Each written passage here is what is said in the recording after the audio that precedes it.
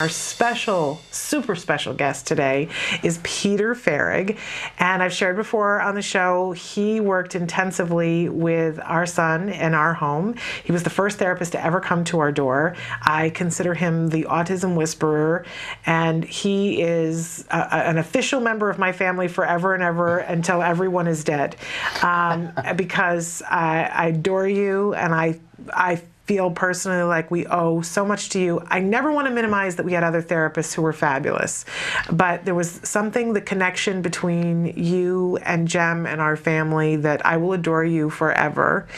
And I'll spend the rest of my life repaying you for in little ways. But I am so excited, and I used to sit all the time and say to you, Peter, you're going to change the face of autism, because you already were changing the face of autism then. It was like such a nothing to say because you were already doing it.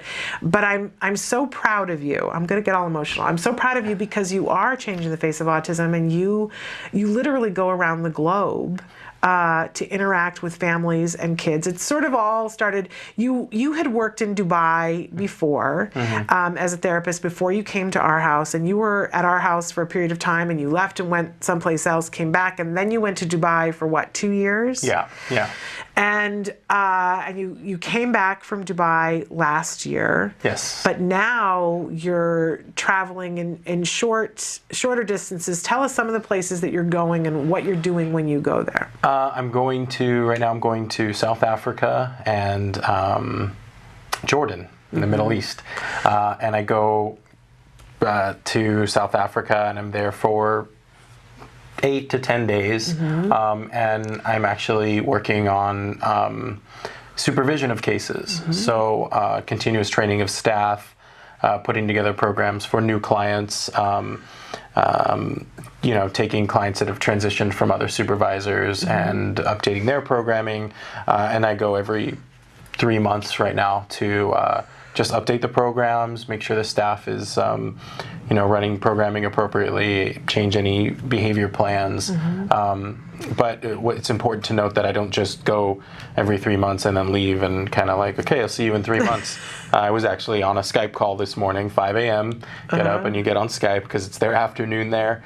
I have a couple coming up this week, one at 3 a.m., one at 1 a.m. But it's, you don't even... it's so funny. It's harder to wake up and go to the gym early than it is to wake up and make those calls, because the gym is just something for myself. But these calls, those kids need me, and those therapists need me. But that's actually, it's been such an interesting experience. It's been very different than when I was in Dubai. I went to, like you said, first, it was actually in Abu Dhabi in the Emirates. And I was there for 10 months and then came back and went to different places in the States, and would stay for 6 months at a time, then went to Dubai.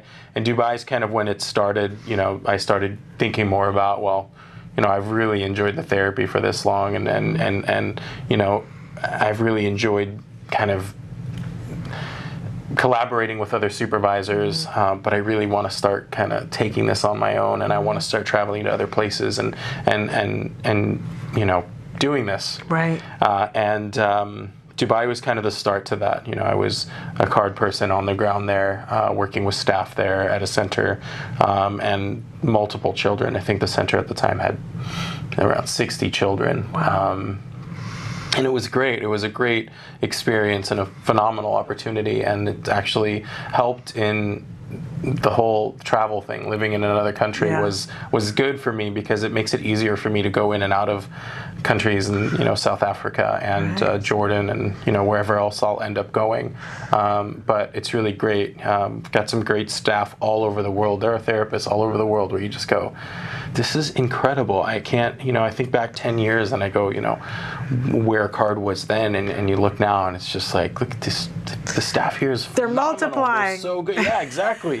And the rock stars are multiplying. Yeah. It's a wonderful thing, and I for two sides of this, for the families that are watching, and we talk about how there's more ABA, quality ABA being available in more places around the world, but there isn't always a center. And sometimes there's the workshop model and sometimes there's the center. Or when you go, are you considered the workshop model, or are you going to a center there and helping them out in the center? I'm in South Africa, I'm helping a center. Okay. And in Jordan, it's the workshop model. Okay. So it's one family, private family, and the goal is for them to hire staff and train the staff. Just I'll provide the training. They do card e-learning or whatever it is, and then usually what happens is, they have one therapist trained, and then they bring on another one. That therapist trains that therapist, and then there's continuous training when I come and do Skype observations, or they send me videos, and I can write up notes on how they're managing the problem behavior, how they're running programs,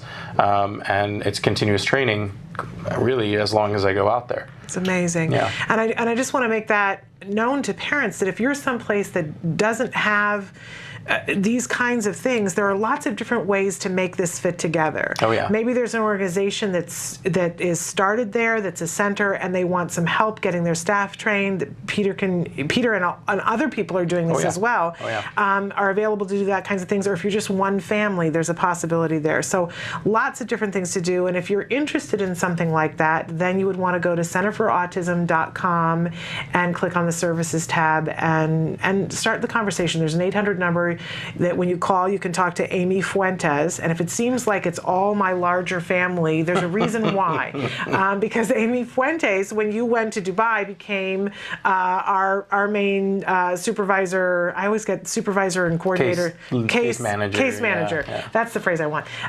So that's another person that I know firsthand that you can be talking to, Amy Fuentes, when you call that 800 number and you tell them Shannon sent you.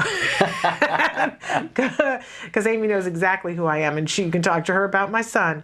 But in any case, so that's available to you. I know people think, well, I think sometimes they think of all of this as being someplace very far removed from. Right. And I know that there's a question of funding, but there are multiple ways of working those kinds of things out, and more ways than you can think of.